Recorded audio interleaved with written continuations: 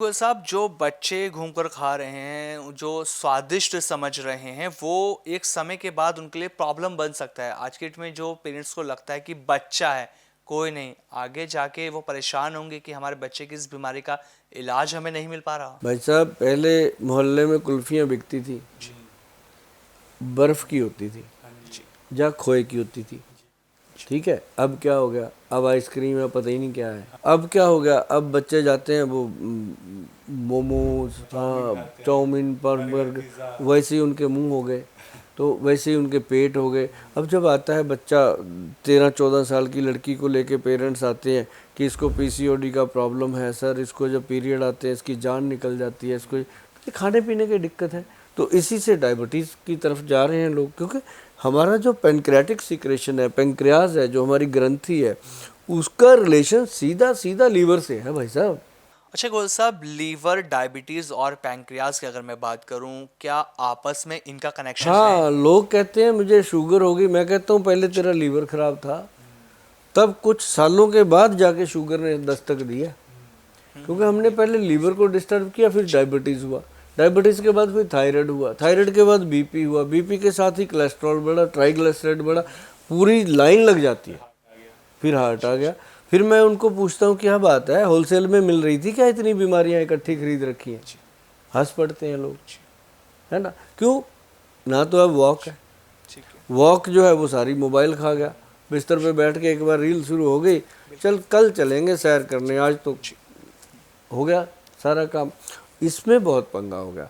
तो फिर खाने पीने में देखो, हफ्ते में 1 या 2 बार तो इंसान बाहर का ही खा रहा है, किसी भी रूप में खाए, घर का खाना खराब हो गया। तो ये चीज़ें जो हैं, अब एक चीज़ और बताता हूँ मैं आपको, जो डायबिटीज़ का प्रॉब्लम है, आप नोट करिएगा, अगर आप डायबिटिक हो, ये बात तो क्लियर है कि आप ये वीडियो देख रहे हो, या तो आप डायबिटिक हो या आपके घर में कोई डायबिटिक है, या आपको डायबिटीज़ रोग के बारे में जानना है। अगर ये जानकारी ठीक चाहते हो तो मेरी बात को ध्यान से सुनना कि शुगर होने का एक बड़ा कारण है स्ट्रेस। जी। स्ट्रेस जो है वो ये नहीं होता कि गोयल साहब को भी होगा स्ट्रेस, तो स्ट्रेस तो आपको भी होगा, स्ट्रेस उसको।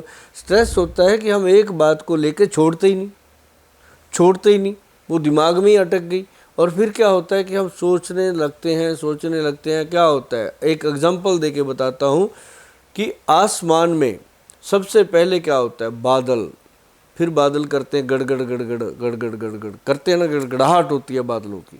तो वो बादलों की जो गड़गड़ाहट है वो पैदा होती है दिमाग में, जब स्ट्रेस लेते हैं फिर पूरी बॉडी में एक बादलों की तरह गड़गड़ाहट होती है।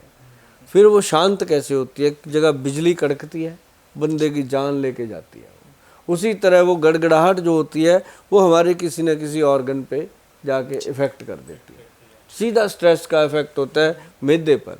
मैदे के पास लीवर है, उसके पास पैंक्रियाज है, उसके पास पित्ता है, उसके पास कोई भी है, गॉल ब्लैडर, मतलब किसी भी, चाहे किडनी पे, कहीं भी उसकी जैसे बिजली की तरह स्ट्रेस का रिफ्लेक्ट पड़ा, वो ऑर्गन डिफेक्ट हुआ। तो वो सबसे ज़्यादा उसको ये प्यारा है पैंक्रियाटिक सिक्रेशन, वो पैंक्रियाज पे अटैक करता है स्ट्रेस हमेशा। तो उसके बाद क्या होता है कि बीटा सेल कमज़ोर होने लगते हैं, शुगर को कंज्यूम नहीं कर पाते, शुगर बनती है, बीटा सेल के पास जाती है, बीटा सेल उसको लेता नहीं, वो वापस ब्लड में चली जाती है, घूमती रहती है, बढ़ती रहती है, इंसान का खून चूस लेती है, और देखने वाला कहता है क्या हो गया आपको। वो और बड़ा खतरनाक काम हो जाता है, जब कोई पूछता है तो आदमी और मरने वाला हो जाता है, मुझे क्या हो गया मेरे को। फिर वो फूड छोड़ देता है, रोटी छोड़ देता है, ये छोड़ देता है कि शुगर बढ़ जाएगी, ये उसको अज्ञानता और ले डूबती है, जबकि खाना पीना स्टाइल से लेना चाहिए। तो ये शुगर का मुख्य कारण है, स्ट्रेस और ये अपना लाइफस्टाइल।